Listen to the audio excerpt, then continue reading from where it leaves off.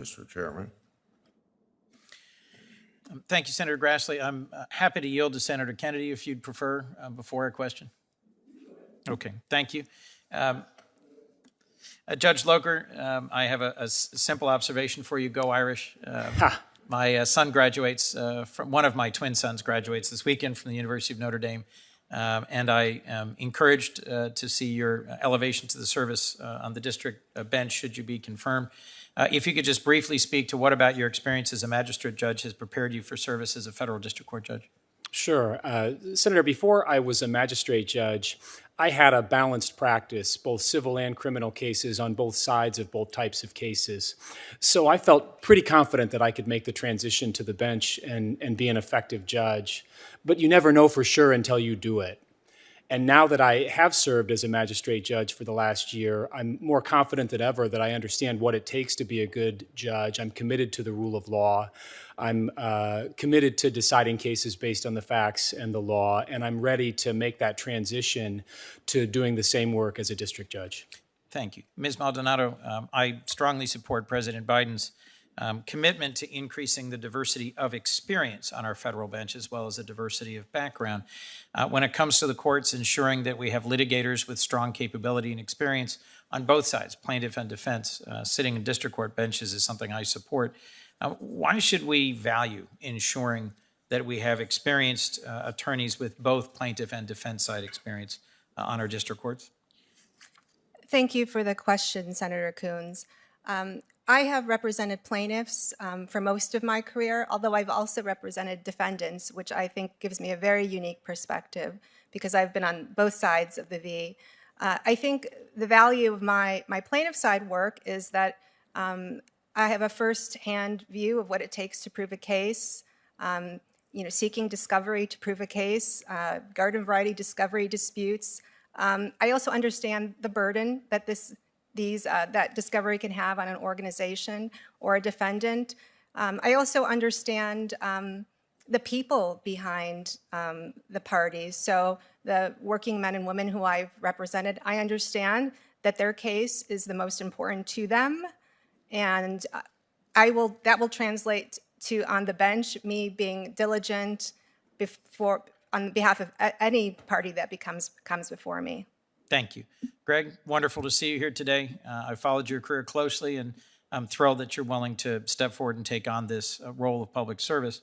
Our district court is known as a venue both for very complex cases and intellectual property cases, and our bar is particularly well known for being collegial, and I think it's important our bench be collegial as well.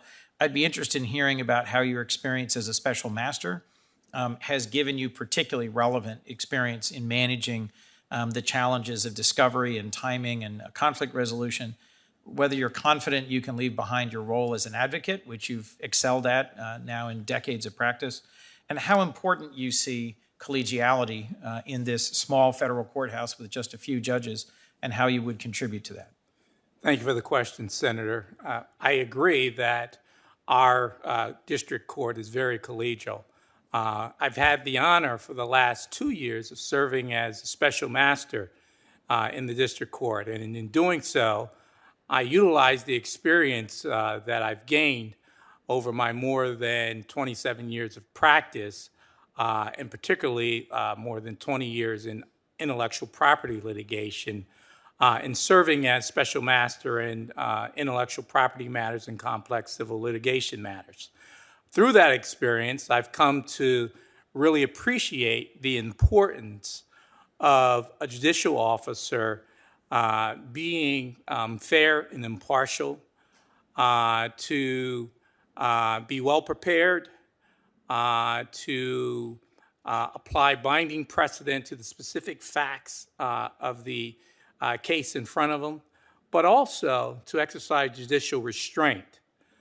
So that in my role as a special master, that I did not exceed the scope of my authority, even though some of the litigants at times tried to have me answer questions that were not properly before me, and to treat everyone with respect, to make litigants feel like they've had an opportunity to be heard, and to issue clear and concise decisions in a timely manner. I think all of those things will serve me well. With respect to the collegiality on the court, that's one of the hallmarks of the District of Delaware. During my time of practicing before the court, I've had the honor of appearing before all of the judges on the court, and I've had the honor of serving the court in various capacities and appreciate the collegiality. And if I'm so fortunate to be confirmed, I would continue to contribute to that collegiality in an attempt to maintain the high quality of the court in the District of Delaware. Well, thank you. My last question. You've been a significant contributor, a real leader in our legal community in Delaware. You've been elevated to the president of the state bar. The governors look to you to help lead the judicial nominating committee. The federal bench has asked you to serve as a special master. I referenced in the introduction, to me, a memorable role that you took in moving our bar from simply attending a Martin Luther King Day breakfast to actually engaging in significant service. What's the role of an attorney, a community leader, and a judge in fostering and promoting diversity? Delaware is a very diverse state relative to many others in our country. Our bench has not always reflected that diversity, and I think that is one of the strengths you bring to this service in addition to your exceptional career as an attorney. What's the role of a judge and a lawyer in promoting diversity? Okay, let me start with the role of a lawyer. I believe that we all have the responsibility to encourage diversity. I think diversity increases both public confidence in the bar, it increases public confidence in the bench, and it appreciates and it adds value to all of those areas. As a judge, first and foremost, my job is to apply binding precedent in a fair and impartial manner to the specific facts of the case in front of me. I hope that by the nature, if I am so fortunate to be appointed, that my appointment will assist in improving public trust in the judiciary system, that it will inspire young folks from all backgrounds to pursue a career in the law, and it will encourage other lawyers to commit themselves to public service and pursue the opportunities to serve on the bench.